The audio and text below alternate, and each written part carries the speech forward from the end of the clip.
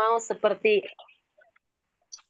5 gadis yang bodoh, bahkan 5 gadis yang pinter. Nah, kita melihat bagaimana 5 gadis yang pintar itu mungkin semalam-malam mereka tidak tidur, saudaraku ya, tidak tidur. Atau tidur sebentar bangun seperti saya tadi malam. Puji Tuhan. Nah, kita melihat di sini, saudaraku, sesuai dengan tema yang saya berikan kepada kita, yaitu bertumbuh dalam kesatuan tubuh antara bertumbuh dalam kesatuan. Haleluya. Nah, kita melihat di sini bagaimana bahwa Tuhan, ya saudaraku, di dalam Efesus 4 ayat 15 sampai 16, Efesus 4 ayat 15, kita melihat Efesus 4 ayat 15 sampai 16, tetapi dengan teguh berpegang kepada kebenaran di dalam kasih kita bertumbuh di dalam segala hal ke arah Dia, Kristus yang adalah kepala, karena dari Dialah seluruh tubuh yang rapi tersusun dan diikat menjadi satu oleh pelayanan semua bagiannya. Nah, kita melihat di sini, saudaraku, sesuai dengan kabar pekerjaan tiap-tiap anggota menerima pertumbuhannya dan membangun dirinya dalam kasih. Dari kita melihat di sini tema kita yang sudah kita baca, yaitu bertumbuh dalam kesatuan tubuh. Nah, kita melihat di sini bagaimana cara kita bertumbuh di dalam Tuhan. Saya percaya kita-kita yang ada di tempat ini, saudara yang ada di tempat ini adalah senior saya mungkin ya. Jadi mungkin lebih dari saya lah ya. Jadi saya ini baru belajar ya teman-teman. Ya, kita melihat di sini bahwa Tuhan memberikan satu kekuatan dan kebenaran di dalam kehidupan kita. Bagaimana kita mempunyai keteguhan, bahkan peneguhan, bahkan kekuatan, ya, yaitu sesuai dengan iman yang sudah Tuhan berikan kepada kita. Bahkan kasih, ya, kita mendapatkan kasih dari Tuhan, ya, pertumbuhan iman dari Tuhan, itu adalah sesuatu yang membuat kita senantiasa bersatu di dalam Tuhan. Amin. Kenapa saudaraku saya katakan seperti itu?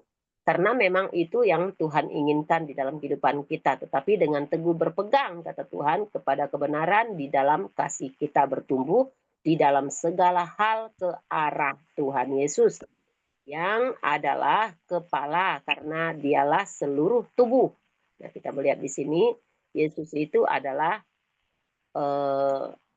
untuk menjadi tubuh kita, untuk membuat kita kuat ya saudaraku, karena di sini juga dikatakan yang rapi dan tersusun. Nah, jadi itulah keadaan kita bersama dengan Tuhan, bahwa Tuhan kita adalah Tuhan yang rapih dan tersusun. Dia tidak bengkok-bengkok kan? Kita diciptakan juga tidak bengkok-bengkok, saudaraku. Ya jarang-jarang orang yang badannya bengkok, karena memang itu udah ada lahir-lahir kali ya. Jadi kita yang ada di tempat ini adalah sempurna apa adanya, saudaraku. Sempurna, sangat sempurna.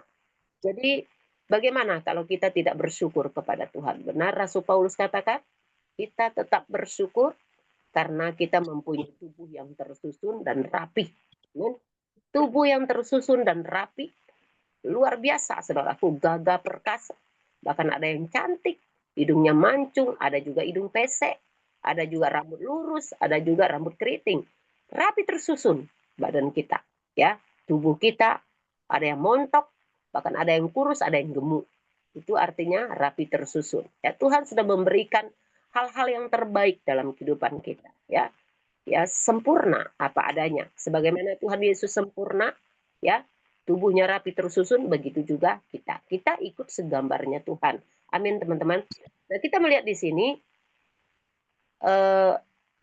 sesuai dengan kadar pekerjaan tiap-tiap anggota menerima pertumbuhannya dan membangun dirinya dalam kasih. Jadi kita diharuskan oleh Tuhan supaya kita bisa selalu membangun kasih, ya. Kasih bukan cuma untuk kita yang ada di Zoom ini. Saya harus menanamkan kasih. Contoh begini, saya harus menanamkan kasih untuk teman-teman saya di Zoom atau teman-teman saya di live di dunia maya, ya. Saya harus punya kasih. Tetapi di dalam rumah tangga kita nggak ada kasih. Banyak hal yang saya lihat, saudaraku, baik dari mata, telinga, bahkan pendengaran saya, bahkan pokoknya banyak hal yang kita lihat, ya saudaraku. Seseorang itu bukan mempunyai kasih di dalam rumah, ya. Di dalam rumah dia suka marah-marah, egois, sombong, aku tidak mau ditegur kalau salah. Nah, selalu merasa dirinya menang, merasa dirinya, oh saya ini begini dong. Kamu harus dengar sama saya kepala rumah tangga, apalagi suami kan. Saya kepala rumah tangga, saya yang cari duit. Nah, kamu ngapain? Kamu begini, begini, begini. Diam kamu. Nggak usah ngajar saya. Nah, saudaraku, kadangkala keangkuhan itu, egoisnya kita itu timbul di dalam diri kita. Nah, jadi pertumbuhan dan membangun dirinya dalam kasih itu di mana, saudara? Ya, hilang kasih kita itu sudah hilang. Timbul lagi di waktu kita ketemu dengan teman-teman kita. Baru nampak kasihnya di situ. Padahal Tuhan katakan itu tidak sempurna yang Tuhan inginkan dalam rumah tangga kita. Kepada suami, kepada istri, kepada anak-anak kita. Ya. Jadi kasih itu harus kita tunjukkan kepada mereka. Walaupun mungkin kita diperhadapkan dengan istri kita yang cerewet, anak kita yang cerewet, yang bertingkah, atau suami kita yang angkuh, yang bertingkah. Ya saudaraku, kita bisa menimbulkan kasih. Sabar, itu lebih penting. Amin. Nah, oleh sebab itu, ya manusia tidak ada yang tidak bisa marah. Semua bisa marah, saudaraku. Ya, semua bisa marah. Dalam rumah tangga itu tak mungkin tidak ada yang marah-marah. Pasti ada kan? Tapi amarahnya itu bagaimana? Apakah amarah kita harus geram, harus jengkel, benci, dendam? Tidak. Beda. Kita sebagai anak Tuhan, kalau kita marah, kita tidak ada hal yang seperti itu. Dendam itu tidak ada, benci itu tidak ada. Nah, saudaraku, kenapa? Kok bisa ya? Kok kita sebagai anak Tuhan dilarang seperti itu? Kita boleh marah, tapi nggak boleh dendam, nggak boleh benci, nggak boleh geram, nggak boleh apalah gitu. Nah, kita boleh marah, tapi kita harus punya kasih. Amin. Artinya, saudaraku, jangan kita diem. Nah, karena firman Tuhan katakan, nggak boleh kita diem sampai matahari terbenam. Amin. Nah, saudaraku, sebab itu firman katakan, kita boleh marah, tapi kita harus punya kasih. Udah marah, udahlah. Ngobrol sama istri kita. Ngobrol sama anak-anak kita. Apa yang harus kita obrol? Minta ya kita ngobrol. Amin. Itulah itu, anak Tuhan. Tapi sekarang saudaraku, hamba-hamba Tuhan, pendeta-pendeta, banyak yang egois, sombong, ya. Nah, udah ditegur, rasa dirinya benar, nggak mau tegur sampai besok-besok, sampai lusa, sampai Jumat, sampai demi. Ada yang seperti itu, saudara. Nah, saudaraku, kita melihat dalam 1 Korintus 12 ayat 12. Sebab sama seperti tubuh itu, satu dan anggota-anggotanya banyak, tetapi semua anggota tubuh itu, walaupun banyak, adalah satu tubuh. Demikian pula dengan Kristus. Nah, artinya saudaraku, bukan cuman suami di dalam anggota dalam rumah itu ada anak kita, mungkin ada kita, mungkin ada mantu kita. Semua kita di situ adalah karena kita punya kasih itu timbul di dalam diri kita. Dalam satu keluarga itu mungkin ada bapak kita, ada mama kita. Kalau kita mau melihat mengenai tentang kasih ini, saudaraku, mereka adalah satu buat kita. Nah, tetapi kalau suami istri ini bukan dua lagi, tetapi satu. Itu beda. Tanggapannya itu beda, teman-teman. Nah, kita melihat di sini bagaimana kasih, ya. Tubuh kita ini harus mempunyai kasih. Diri kita ini juga harus mempunyai kasih. Ya, karena di sini katakan sebab sama seperti tubuh itu satu dan anggota-anggotanya banyak. Tapi semua anggota tubuh itu, walaupun banyak, adalah satu tubuh. Jadi satu keluarga itu adalah satu tubuh. Satu tubuh artinya kita bersama dengan Tuhan di dalam rumah itu, mempunyai kasih. Jadi tidak ada kita mempunyai dendam, marah yang begitu lama, saudaraku. Ya, kita bukan orang lain dengan orang lain. Kita tidak punya dendam. Walaupun mereka menjelekkan kita, menghina kita, masih kita punya kasih kan? Masih kita mau tegur mereka, masih kita mau ajak-ajak minum, ajak makan. Nah, toh kenapa dengan satu tubuh itu, satu keluarga itu kok nggak bisa? Ya itu yang jadi pertanyaan. Kadangkala banyak yang masuk neraka gara-gara itu. Haleluya, puji Tuhan. Gara-gara itu banyak yang masuk neraka gara-gara itu. Hati-hati saudaraku kita. Makanya kadang-kala saya bilang sama anak-anak, saya saudaraku bagaimanapun saya marah dengan mereka, tetap saya ngajak mereka. Nah, jadi beda. Saya dengan Pak Pendeta beda. Ya, saya dengan suami beda. Sama dengan saudara. Nah, oleh sebab itu saudaraku kita walaupun pendeta, makanya Tuhan katakan belum tentu kita masuk surga. Kenapa? Karena kita masih menyimpan egonya kita, sombongnya kita, kekerasannya kita, dendamnya kita, angkuhnya kita. Nah, kita melihat di dalam Kolose 3:14. Dan di atas semuanya itu, kenakanlah kasih sebagai pengikat yang mempersatukan dan menyempurnakan. Jadi saudaraku, kita saling menyempurnakan. Amin. Kita saling menyempurnakan di dalam tubuh kita ini, di dalam rumah tangga kita. Saling menyempurnakan. Kalau suami kita tidak bagus, kita yang menyempurnakan dia. Kalau istri kita tidak bagus, suami juga yang menyempurnakannya. Jadi jarang-jarang dapat suami yang bisa menyempurnakan istri. Sama juga istri. Amin. Jarang-jarang saudaraku. Tapi bagaimana caranya kita mengendalikan hidup itu? Nah saudaraku, kita harus punya kasih. Kalau kita tidak ada kasih, susah kita mengampuni dia, susah kita mendekatkan diri kita dengan dia, ya kita minta sama Tuhan.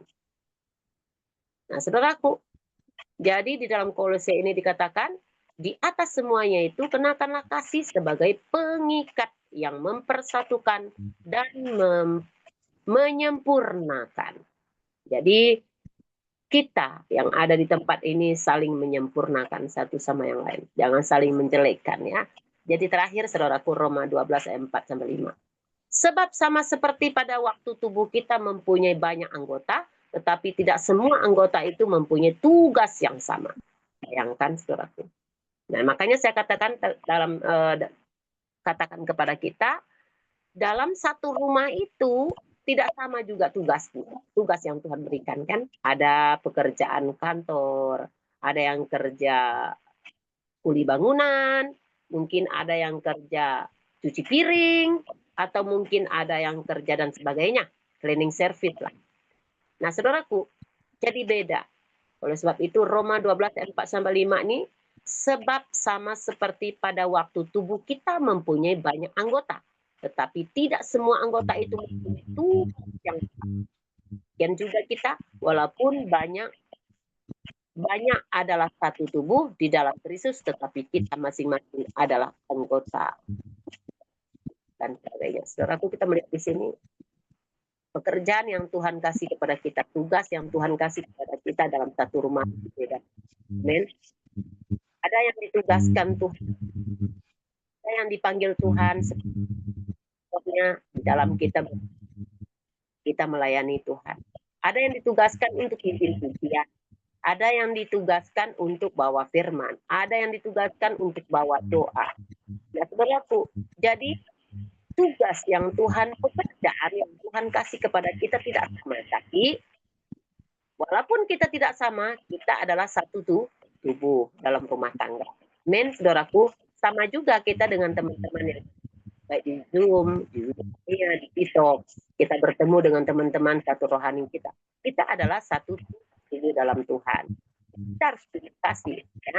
Kita lakukan, baik kita lakukan dalam rumah, begitu juga kita lakukan di luar sana. Kenapa saudaraku? Karena memang itu tugas yang Tuhan kasih kepada saya dan saudara, karena tugas itulah yang membuat kita selalu untuk senantiasa dekat dengan Tuhan, ya.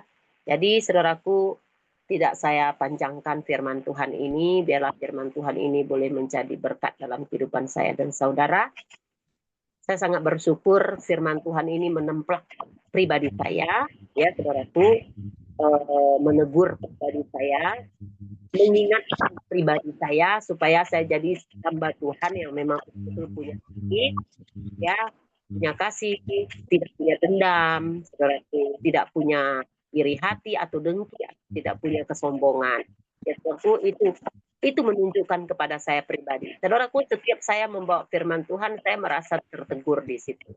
Kenapa, saudaraku? Karena itu menunjukkan saya. Tidak pernah saya berpikir itu menunjukkan orang lain. Saya tidak tahu pribadi seseorang. Amin. Saya tidak tahu seseorang. Saya hanya tahu pribadi diri saya sendiri, pribadi anak-anak bahkan sudah. Jadi saya bersyukur ya Tuhan memberikan firman ini dalam diri saya. Puji Tuhan, saudaraku. Mari kita berdoa untuk firman Tuhan. Bapa yang luar biasa, Bapa yang tidak pernah berubah dari dulu sampai sekarang. Kami bersyukur firman-Mu menempatkan, firman-Mu menegur kami, Tuhan. Secara manusia mungkin kami tidak sanggup untuk melakukan tugas yang Kau berikan dalam hidup kami. Terlalu besar buat kami, Tuhan. Kami tidak sanggup, Tuhan. Nah, oleh sebab itu, Bapa, mampukan kami, tanggupkan kami. Tantangan juga terlalu besar, yang kadangkala membuat kami lemah, membuat kami ingin lari dalam pelayanan. Terima kasih Tuhan, tapi Engkau tidak pernah tinggalkan kami. Engkau selalu menguatkan kami. Engkau selalu memberikan damai buat rumah tangga kami. Ampunilah kekurangan kami, ampun kesalahan. Karena Engkau adalah Allah yang Maha Pengampun. Terima kasih Tuhan.